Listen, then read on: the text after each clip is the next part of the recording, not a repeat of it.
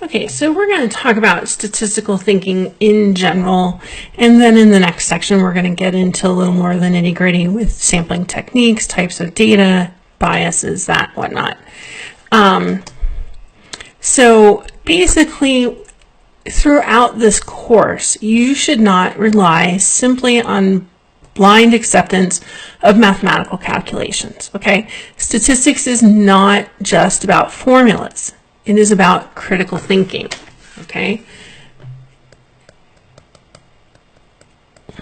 So you need to look at the big picture. You need to consider the context and source of the data, the sampling method. You need to think about conclusions and practical implications of those conclusions. So even once we have all of our statistical tools, when we get through talking about confidence intervals and hypothesis tests, you have to look at the big picture. Okay, so part of filling in the context, you can go back to Schoolhouse Rocks. Finding the 5 W's is going to, you can't always find all of them, but it gets you thinking about the context to give us a pretty complete picture of where the data is coming from. Sorry about that. Most critical to answer is going to be the who. This is what is the sample, right? And then there's, so who's the data about? What individuals does the data describe? So in here, remember, has to have not just, if at all possible, if it's known, include the number of individuals as well as a description. Okay? Now, and please, please, please remember, this is not who recorded the data, it is who was measured, okay?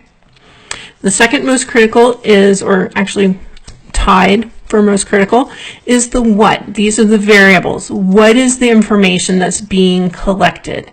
What are the variables being measured? What do the variables mean? What are the units? Units are important. Okay, so the other parts you might not know all of, but we'll talk about them as part of this example. So we have the Gallup poll conducted a representative telephone survey of 1,180 American voters during the first quarter of 1999.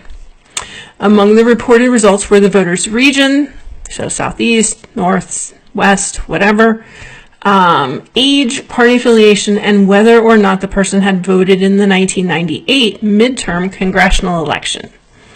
Okay, so now you notice here that it says representative. And so that means that our sample is going to represent our population of interest.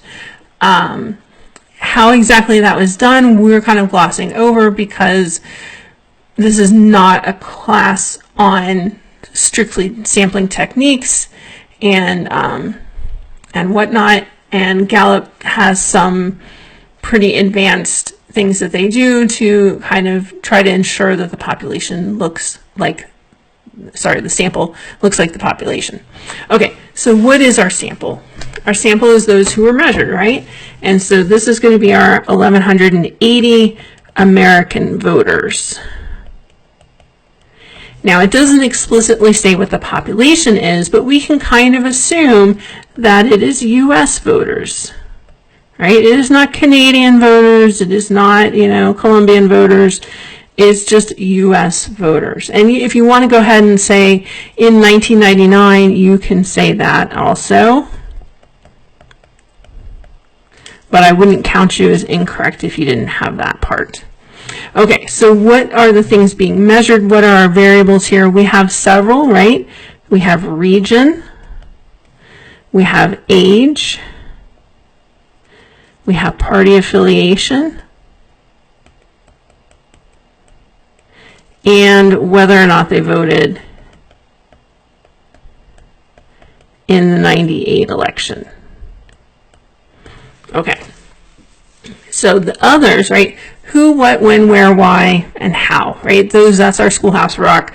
I don't remember what it's called, right? So when was the data collected? We've got first quarter of 1999. So if you were trying to take this data and apply it to today, that would not be a good idea because this data is pretty darn old, right? So you got to take that with a grain of salt. Where? Well, all we can say is the U.S., right? That's all the information it's U.S. voters being measured, so we're going to assume pretty safely that the data is taking place in the U.S. Y is a little bit of an inference, but this is pretty safe inference here. This is probably, given that they're asking if they voted in the 1998 midterm election, they're probably trying to gather data for the 2000 election.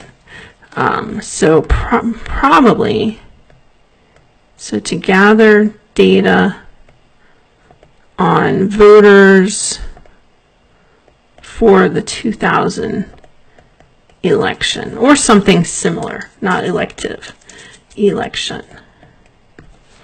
How? Well, all we can say here is representative phone survey. That's really all we can say. Okay. I think I'll break here and we'll talk about practical versus statistical significance and other things in the next video.